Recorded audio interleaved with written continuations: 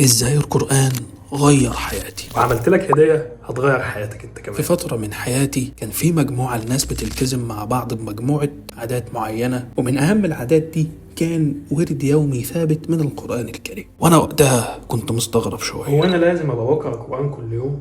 بس قلت أنا مش هخسر حاجة، وبدأت التزم معاهم فعلا. كل أسبوع كنا مطالبين يوميا بورد يومي من القرآن، وجه واحد فقط، ومع كل أسبوع جديد كنا بنزود وجه جديد. وبعد فترة كبيرة من الالتزام لاحظت تحسن غريب في مختلف جوانب الحياة التانية، زي المذاكرة والشغل والانضباط أكتر في الحياة. ومن جوايا دايما كان في إحساس كده بالسكينة والسعادة الداخلية والنشاط. بعد فترة من الالتزام وقفت، وكنت أيام أقرأ وأيام لا، أيام أحاول ألتزم وأيام لا، لحد ما رجعت ألتزم تاني بالورد اليومي بعد ما اتعلمت أكتر عن أحكام التجويد والقراءة الصحيحة والتفسير. وسبحان الله كل حاجة رجعت تتحسن في حياتي تاني. ومهم تقرأ بتدبر، لأنه هيفرق معاك جدا، ومع الوقت هيصلح كل حياتك. سيب تعليق بكلمة قرآن وهبعت لك ملف يخلي ورد القرآن جزء أساسي من يومك.